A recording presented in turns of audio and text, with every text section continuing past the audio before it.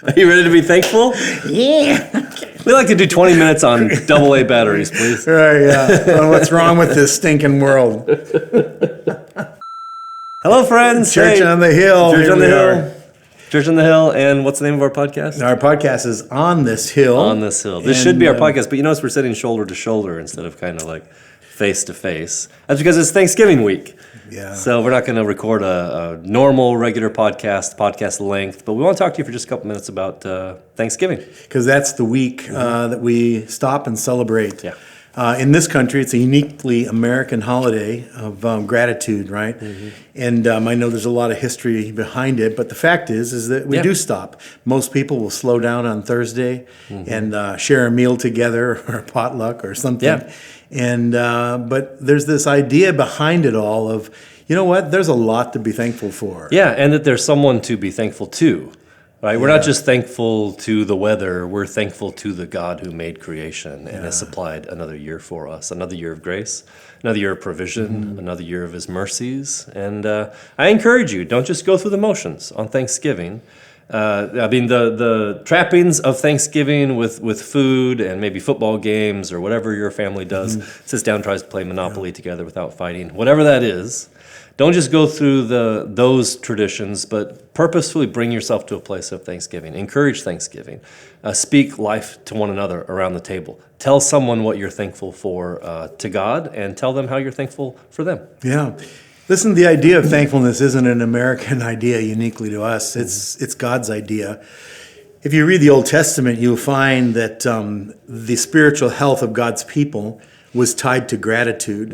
In the book of Psalms, you'll see numbers of Psalms that exhort us and invite us to thanksgiving, which not the meal, but the attitude of gratitude.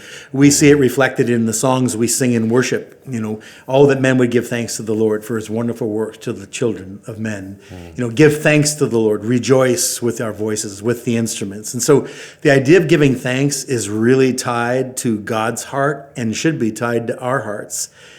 When we're grateful, I think what it does is it turns our eyes to look upward. It takes us the focus off of ourselves for a moment, and it helps us to reframe and refocus our world. There's a lot in our world that we can complain about. Right. We were just joking about that, the stuff that's not right, that needs to be fixed. And if that's my focus, then it can really begin to wear on my soul and wear on my outlook and even my day-to-day sort of countenance, if you will. Yeah, and I'd say we probably just went through a season with the election and everything else where there was a lot of that wearing, a lot of talk about what's wrong with our world, what's wrong with our economy, what's wrong with our politics. And I think I would encourage you that this is the antidote to that kind of angst that those conversations brings, that kind of anxiety and fear that stirs up in everyone. It's natural. If you're tied to the news cycle, what's going to be produced from that is anxiety and fear. If you're tied to the cycle or the rhythm of the church calendar, the rhythm of grace, of Thanksgiving, of Christmas, of Pentecost, of Easter, of Advent that we're moving into, these are things that calm that anxiety down and speak peace to us. So start right now as we're going into the Advent. That's going to be starting this week. The Advent, if you don't know, that's this 4-week cycle of anticipating anticipating the birth of Jesus Christ. And start with Thanksgiving, that hope and thanksgiving of what he's done for us. Yeah.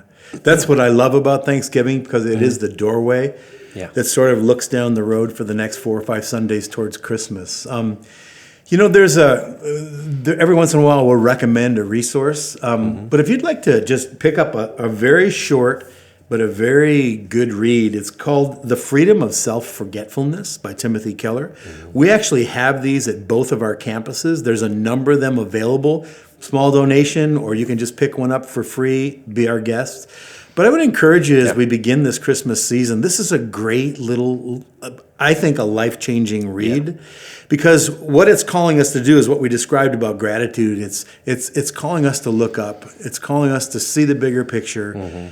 To see a God who's in control of a broken, sometimes out of frame world, and to see a God who has his eye on us. He has his eye on the universe, but at the same time, he has his eye on you and me And he just calls us to join him in his endeavor. And so, yeah. Yeah, and I encourage you to do this. Pick up that book, read it. If it is a blessing to you, and I really believe it will be, then grab 4 or 5, 6 of them on Amazon and give them out as Christmas gifts. Stocking stuffers. Yeah, stick them in those stockings and bless people with that gift. Yeah.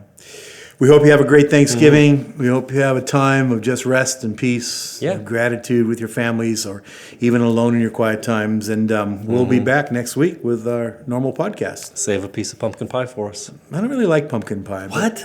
Blueberry, apple. Oh, my goodness. Whatever pie you like is the favorite. We'll see ya.